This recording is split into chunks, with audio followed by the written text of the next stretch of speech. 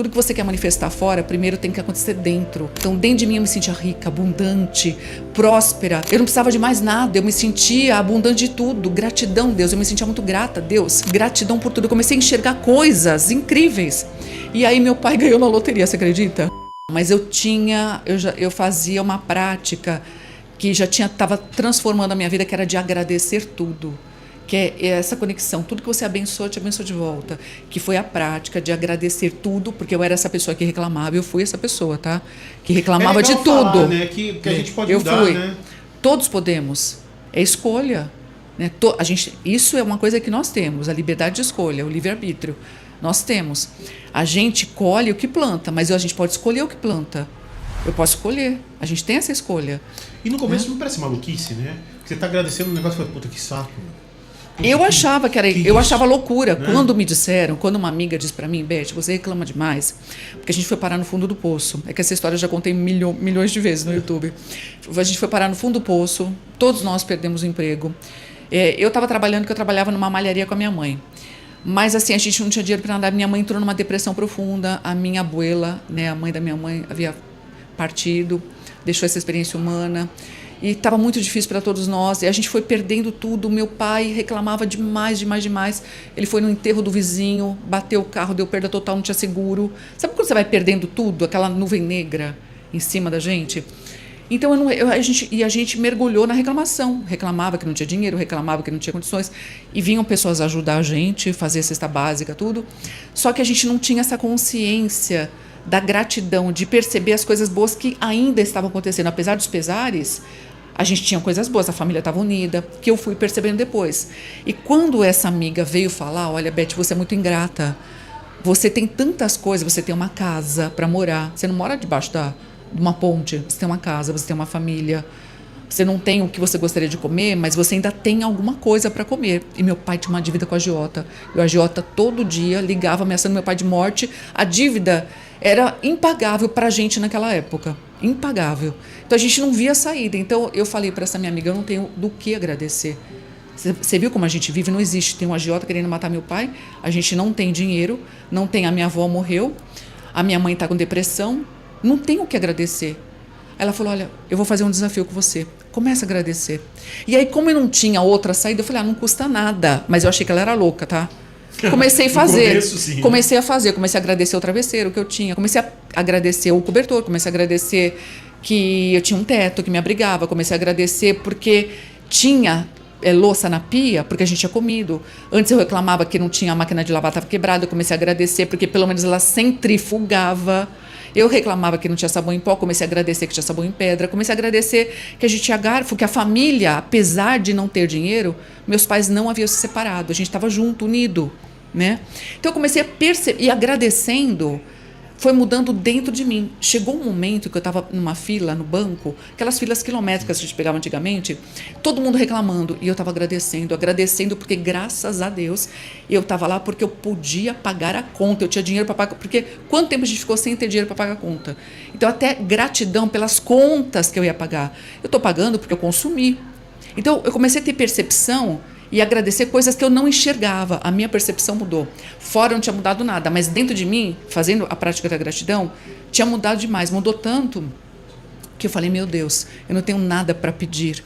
Porque no começo eu pedia para Deus matar o agiota também. Porque eu achava que só Deus matando o agiota para a gente se livrar daquela cobrança, daquele pesadelo, que era um pesadelo, não era um inferno que a gente vivia. E aí eu comecei a agradecer o agiota. Quando eu comecei a agradecer o agiota, eu falei, meu Deus, está acontecendo alguma coisa fenomenal dentro de mim. Porque eu falei, meu Deus, por que eu quero que esse homem morra? Esse homem emprestou dinheiro para a gente no momento que a gente tinha que comer. Ele ajudou a gente. Não é justo que a gente devolva. Ele abençoou a nossa vida. Então, dentro de mim, eu já me sentia rica, abundante. E esse é o grande segredo. Tudo que você quer manifestar fora, primeiro tem que acontecer dentro. Então, dentro de mim, eu me sentia rica, abundante, próspera. Eu não precisava de mais nada, eu me sentia abundante de tudo. Gratidão, Deus, eu me sentia muito grata, Deus. Gratidão por tudo. Eu comecei a enxergar coisas incríveis. E aí meu pai ganhou na loteria, você acredita? Acredito. Meu pai, ele apostou. Eu criticava meu pai legal. também. Eu criticava meu pai porque ele vivia apostando, porque meu avô era viciado em apostar em cavalos. E o meu pai, ele tinha herdado esse vício, só que ele apostava na loteria. Eu falava, além de estar devendo, até uma seguidora falou assim, ai, Beth, mas como que seu pai apostava se vocês não tinham dinheiro nem para comer? Eu falei, pegando emprestado com a agiota. Ele pegava emprestado até para apostar. E foi a única vez que ele ganhou, mas ele ganhou o equivalente na época a 300 mil reais. Não foram milhões, mas quitamos a dívida com a agiota, acertamos a nossa vida, ele comprou um carro. E a partir daí, como a gente mudou dentro, todo mundo foi conseguindo. Ele conseguiu um emprego fantástico, maravilhoso também. As coisas foram mudando para todos nós. Então, as coisas foram acontecendo a partir do quê? Da mudança interna. Tudo acontece de dentro da gente. Aquela história de ver o copo meio cheio e não Isso. meio vazio, né? Ver sempre a parte otimista do que está acontecendo. Isso. Você sabe que quando eu sofri um assalto, que levaram meu carro, levaram meu celular, aliança, e eu tenho um amigo que é espírita, amigo irmão, assim, e eu falei para ele, isso aqui... quero que esses caras morram, não sei o que tal, né?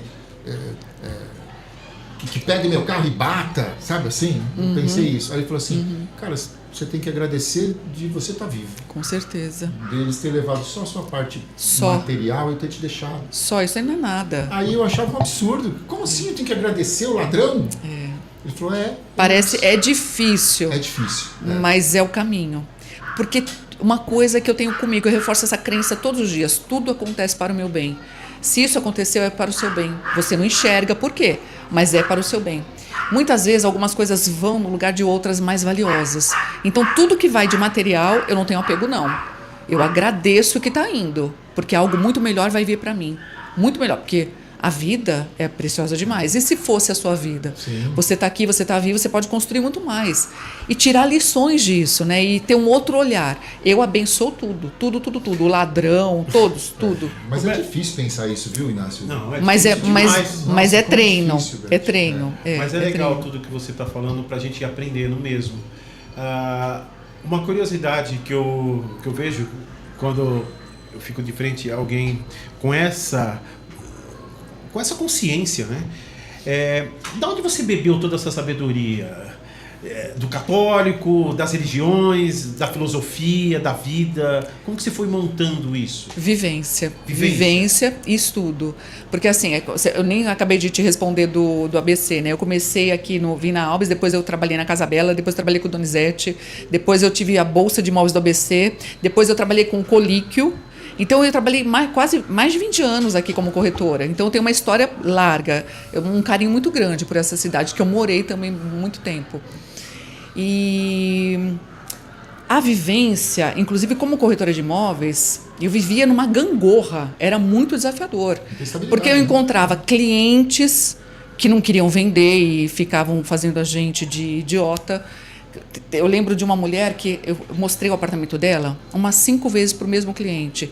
E o cliente era um casal que eu tinha um carinho, eu queria vender para eles, né? Porque a gente queria um carinho, vínculo, né? Um vínculo afetivo. Só que essa mulher, ela aprontava com todos os corretores. Ela não queria vender, ela só usava os corretores, mas eu não sabia disso. E aí, quando eles fizeram a proposta, à vista, eu fui lá, ela falou, tá fechado o negócio. Eu fui lá pegar a escritura, a documentação para levar para o cartório. Ela falou, olha, eu não vou dar não, mudei de ideia, porque eu sonhei com camarão essa noite, sonhar com camarão é mau presságio. Então, não vou vender. E aí, ela fez isso e ela não voltou atrás. E eu falei, meu Deus do céu, tinha situações como essa que eu atraía na minha vida, que eu falava, meu Deus, eu vou rasgar meu crédito, eu não quero mais ser corretora. E muitos perrengues que eu atraía. E eu queria me livrar disso, porque eu falei, meu Deus, por quê? Tudo bem, a mulher, ela não quer vender, mas eu comecei a pensar, por que eu atraí essa mulher? Eu não podia ter atraído uma pessoa que queria vender, uma pessoa para eu fechar um negócio? Aí eu ligava para um outro cliente, liguei na hora que ele estava brigando com a mulher, e ele começou a falar um monte para mim, que eu era uma infeliz, que corretor de imóveis era tudo pilantra, picareta, que ele não fazia negócio com o corretor. E eu trabalhando num domingo à tarde, todo mundo descansando e eu trabalhando, porque eu trabalhava de segunda a segunda, de sábado, domingo, feriado. E eu fui para casa e eu falei, meu Deus do céu, eu não sei o que eu vou fazer na minha vida, porque eu não quero mais ser corretora. Mas naquela noite, depois de chorar muito, veio uma luz assim, eu refleti. E realmente, existem pessoas de todo tipo nesse mundo, mas por que eu estou sendo um imã de pessoas que não querem, que são pessoas estranhas. Eu quero atrair pessoas bacanas. E aí eu comecei a buscar. E nesse caminho de busca, nesse caminho de melhorar a minha vida, é que eu fui encontrei o Ho'oponopono, que aí depois se transformou no Ho'oponopono mágico. Fui lendo, estudando espiritualidade. Minha família originalmente é católica. Depois quando a gente mergulhou no fundo do poço, a gente chamava todos os padres para benzer nossa casa e parece que tudo afundava mais ainda.